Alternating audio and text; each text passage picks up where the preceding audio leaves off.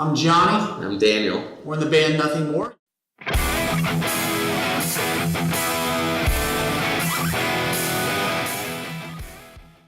For taking the time to talk to us today. Welcome back to Prague. It's good to be back. Yeah, we are lucky enough to have you in here. Seems like every 6 months, so that's good, at least for us, the fans. This being the third show in the last 2 years, how do you feel about coming here? How do you feel about the crowds and about the shows?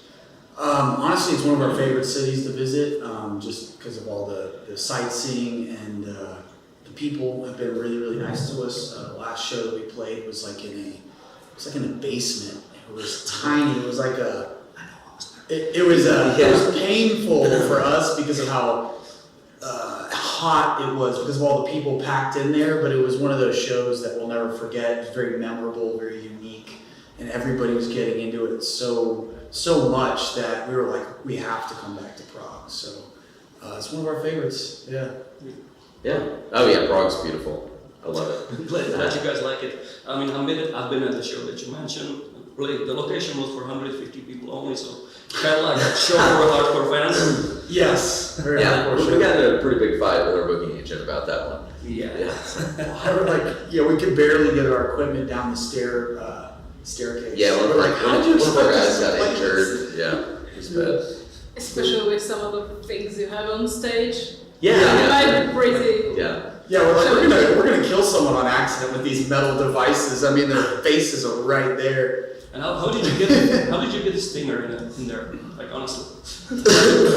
I don't know. Yeah. They just carried it down the stairs really carefully. I mean, I helped carry some things, but not the big items. We have some very good crew to help prevent us from getting injured before the show, so props to them. Yeah, we did. I did a little bit of a research about this touring cycle that you're having. So according to the online stats, and don't quote me on this is show number 115 on the current touring cycle. How does it feel after 114 shows coming to 115? Where'd you find that? I'm curious. Actually, Setlist FM has quite an extensive statistics. We're gonna have to check that out. Yeah, interesting. Wow.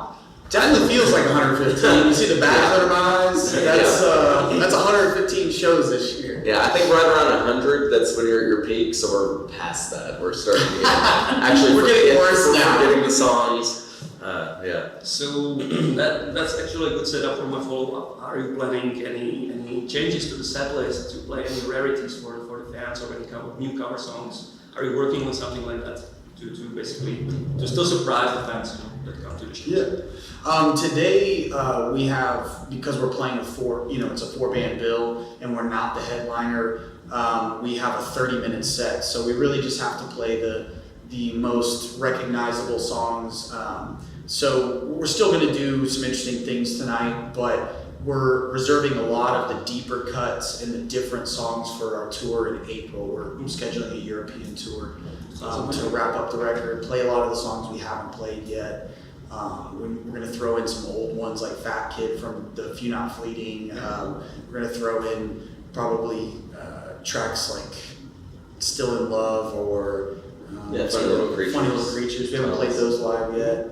Tunnels. Yeah, I was actually going to ask about Tunnels because you teased that a while back on social media. And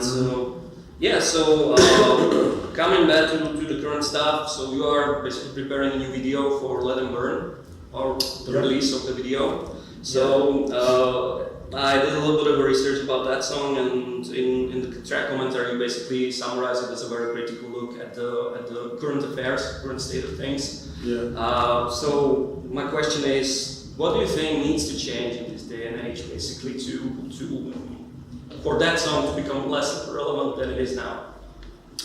Oh, for it to be less relevant? Yes, for it to be less relevant, because right now things are very tense. Yeah, I'm curious how they are over here versus the United States, because I know Europe and the United States have similar but different problems. I would say what needs to change, number one, is discourse, how we talk to each other. Because that's kind of the foundation of everything. If if you approach someone in a they're the devil and I'm the angel kind of point of view, that's what you're going to get every time. You're just going to polarize, and it's never going to go anywhere productive. And so I think that's what we have in our country, at least, is a lot of polarization. People can't just have a disagreement while still respecting each other.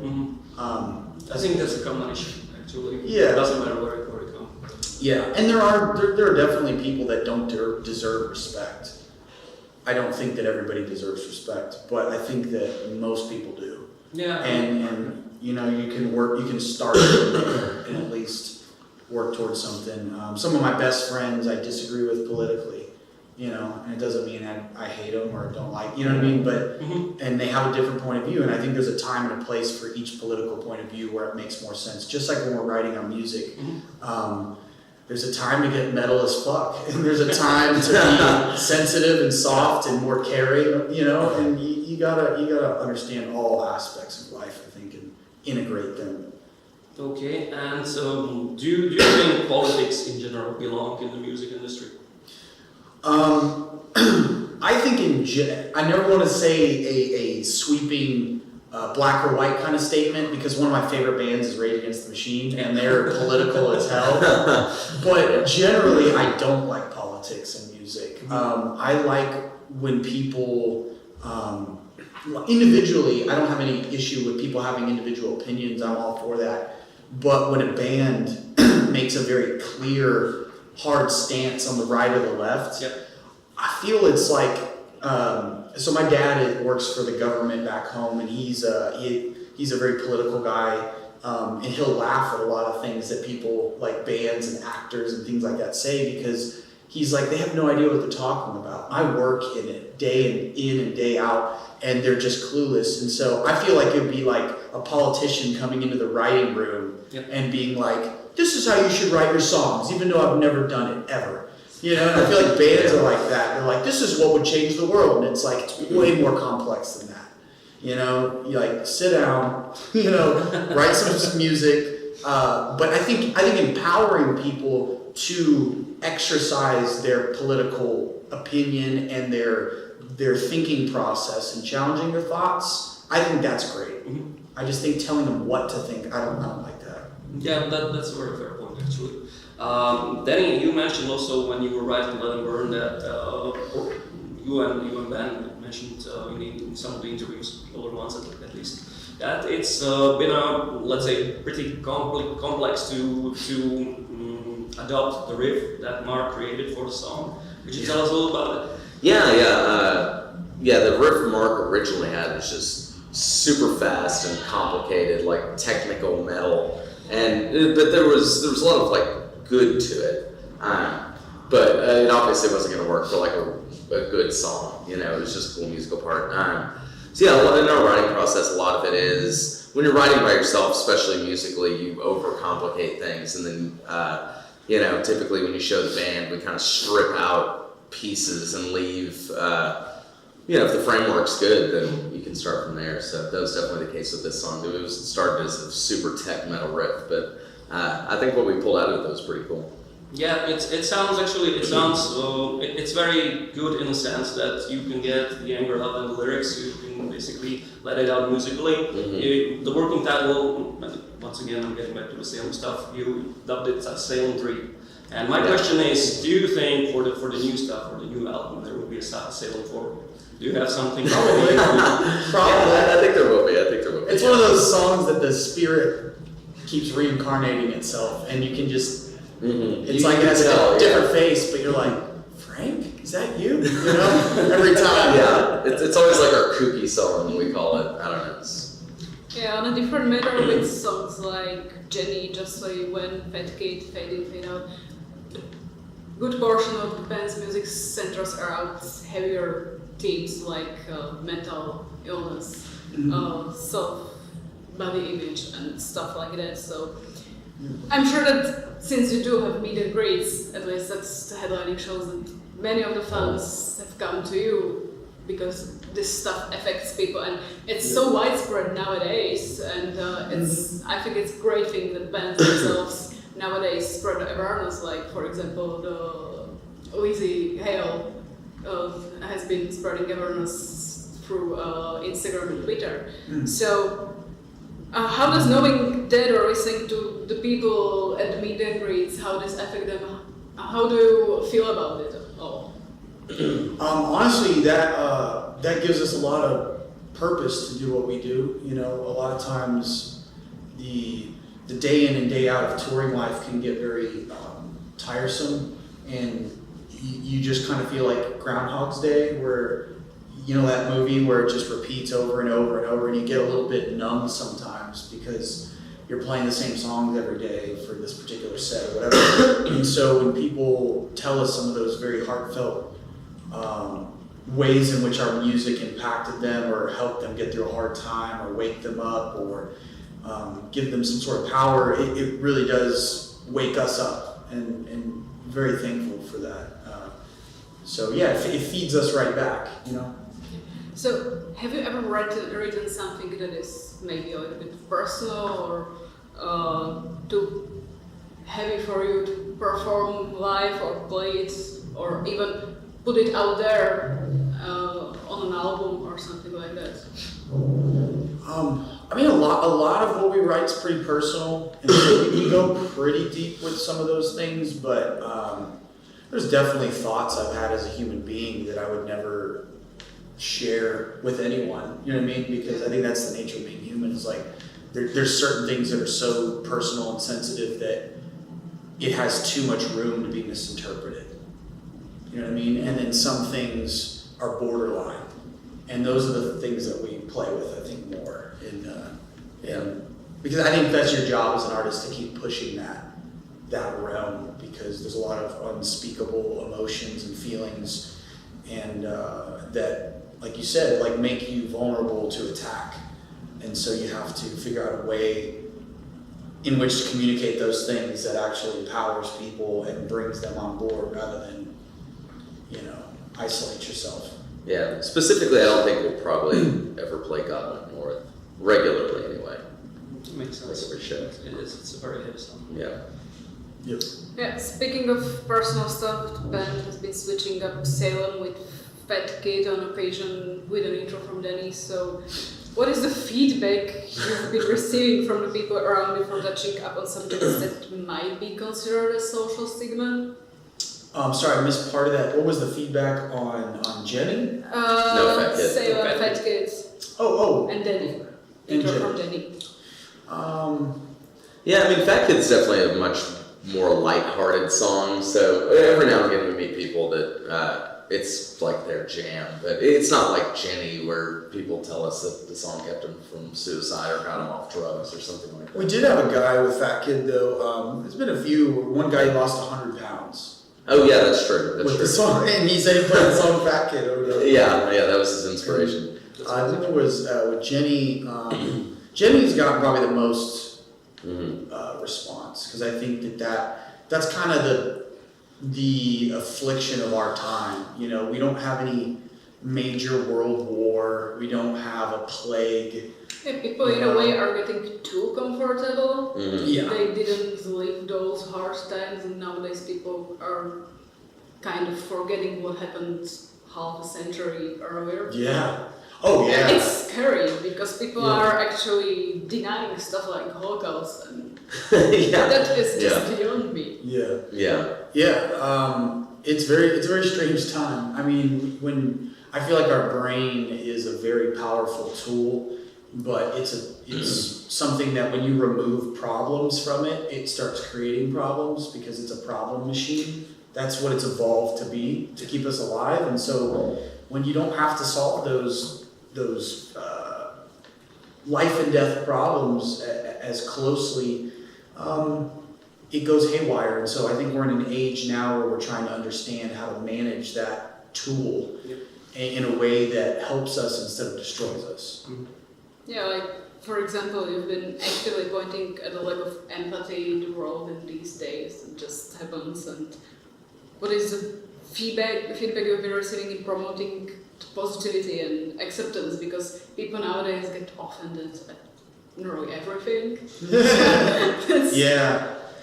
I mean, we have. I don't know how it is here, but in the U.S. there's definitely an outrage culture now where everybody's a keyboard warrior and everybody's outraged about everything and It's more or less same here. same here. I would Okay, say. all right. So that just seems to be a thing in the West right now in general.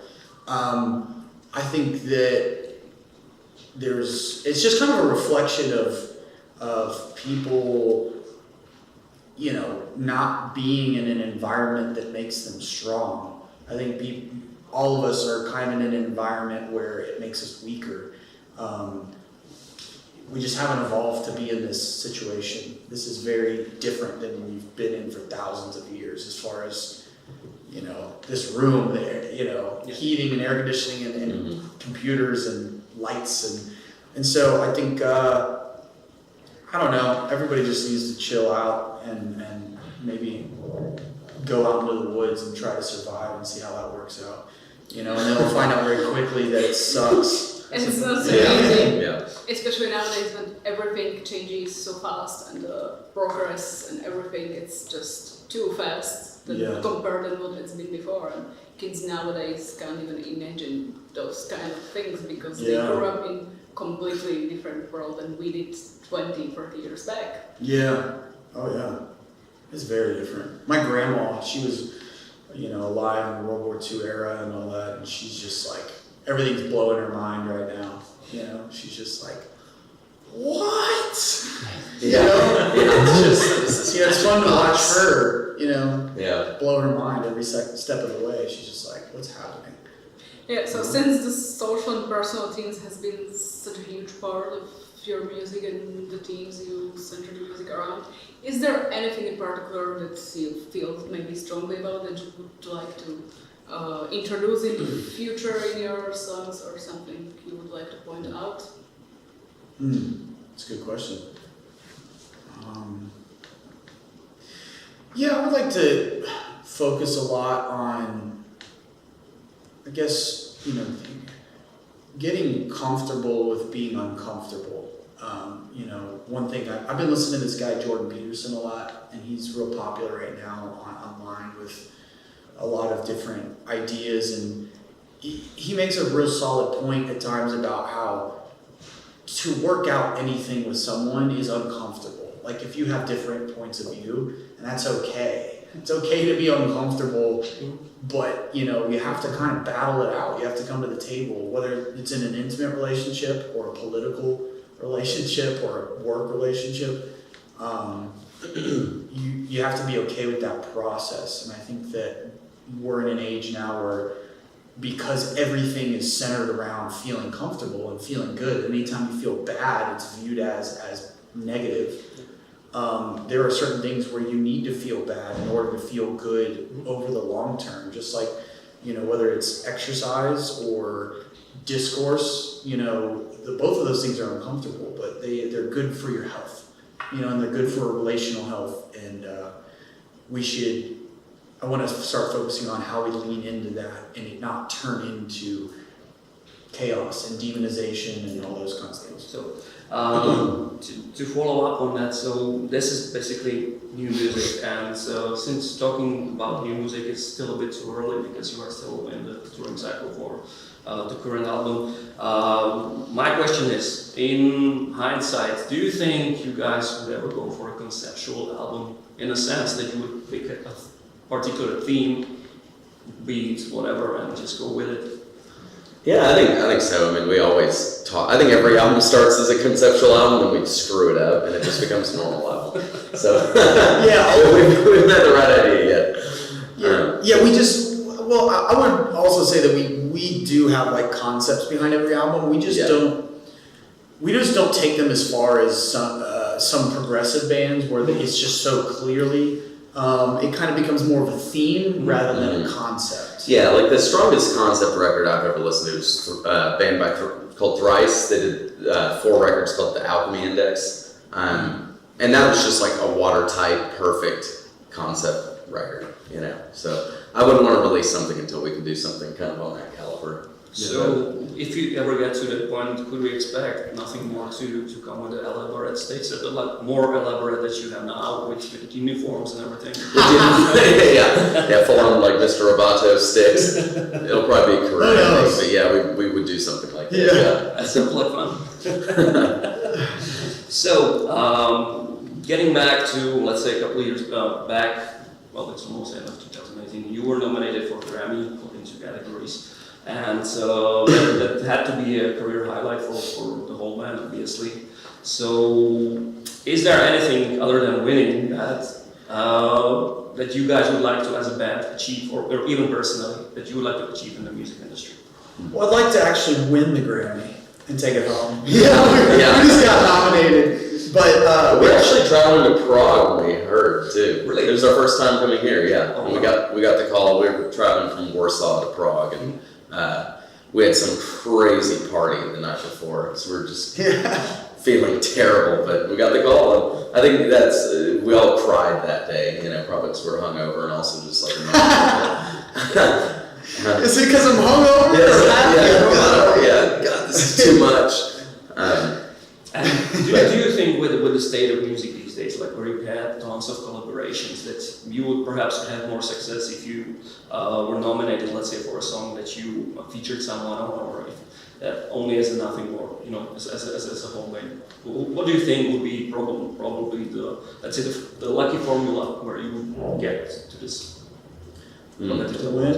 To win, yeah. I think if we got more political and, hired some hookers to suck some people's dicks in the Grammys. Yeah, right. No, I mean, it is a Then maybe we can win. Yeah, it is a popularity contest, and half of that is just familiarity. So, like for instance, we actually vote on who wins the Grammys too. Like we signed up, we're a part of what do you even call it, like the Grammy Association. So yeah, when you see a new band, you don't have time to go through and listen to like every person that's nominated or potentially nominated. So I think over time, the longer we keep doing this and the more nominations, if we get more nominations, I think we're much more likely to win. Yeah. I know that there's been voting for the long list happening like recently. Mm-hmm. Who did you vote for in the rock categories? I mean ourselves again. Oh yeah. Screw the rest of them. No, I forget which category, but I voted for Blue October. I think for best new rock record, because I like that record a lot. Who else was in that category? I'm trying to remember. Because we weren't in one of them. Because I think it was What were we in? We were in categories. performance, right? Rock performances. We were performance, song, and album. Oh, were we in all three? Yeah. I thought there was No. one. Yeah. I don't know. Anyway. That's okay. I don't remember. So,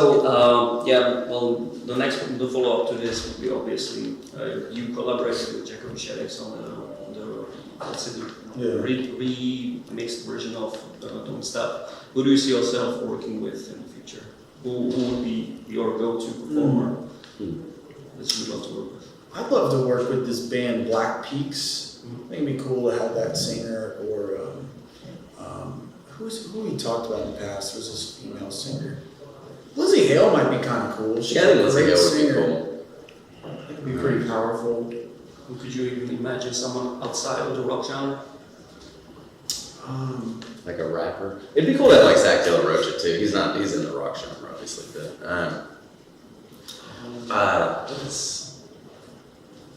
can't think of it. Yeah, I remember we talked about Halsey back before she was popular. That was kind of an interesting idea. Or was it that Meg Myers? Meg Myers? Was it Meg Myers? Yeah. Yeah, we had talked about this like 2 years ago, but she was kind of an interesting candidate too. Yeah. Run the Jewels. Yeah, that would be Totally hip hop, like street hop, like totally out of our genre, but it would be interesting to collaborate. Definitely. Well, hopefully there will be a collaboration at some point. Yeah. So, last few questions. Danny, you helped build or you built the Scorpion Stinger. Yeah, I built it. Yeah. Question is, would you retire it after the touring cycle, or? I don't know. I have a feeling it's going to get repurposed. Like it might not go in the air and do the whole shebang, but but as a digital instrument, I imagine it's probably going to live on stage somewhere. So yeah, unfortunately for our crew, I don't think we're going to retire for a while. But there are more ideas on the way. So I'm kind of hoping every album to release some sort of new big show idea, and then use older pieces just as like highlights. So. Do you intend to build something new yourself, like you did with this? Yeah. I mean, I'm not an engineer, so I can't really like design things and send them to some. Engineer, it looks pretty great. Yeah, I mean, well, yeah, I'm able to build things, but I'm not to any sort of professional level to actually like communicate my ideas very well to anyone else to build. Plus, getting metal fabrication work is insanely expensive. I mean, you have to pay someone, I think, like $120 an hour. So there's, what was free for the band basically is like a $30,000 experiment. So yeah, and I enjoy doing it. And honestly, I don't get a lot of my ideas until I start working on it. I'll sit down with a piece of paper and kind of sketch something out, but until the metal's in my hand and it's that actual like 3D material thing, like in sitting in front of me, my mind kind of goes blank. So, and yeah, it's become a big passion of mine. I really enjoy it. So we're looking forward to the next installation. Yeah. Hopefully it'll be bigger and more dangerous. So I'm gonna risk all of our lives this time, not just Johnny's. Yeah. Well, 3 other singers died. So they look alike. well, that's definitely going to be interesting. So before we conclude the interview, allow me to say that we really enjoyed this. We really wish you a great show tonight. And the one last question that we have is the obvious one. What would be the message to the fans, old or new, that are getting into the music? What would probably be let's say, the go-to rallying cry that would bring them to a Nothing More show? That's a good question. There's free beer at all of our shows. Yeah. Yeah, come on out. All the girls are attractive. Yeah, no, thank you for the support. Yeah, and we'd love to see it a live show. We, work very hard to travel the world and go as many places as we can. So, if we see you there, we're going to give it our all, and it's going to be a night that you will remember the rest of your life.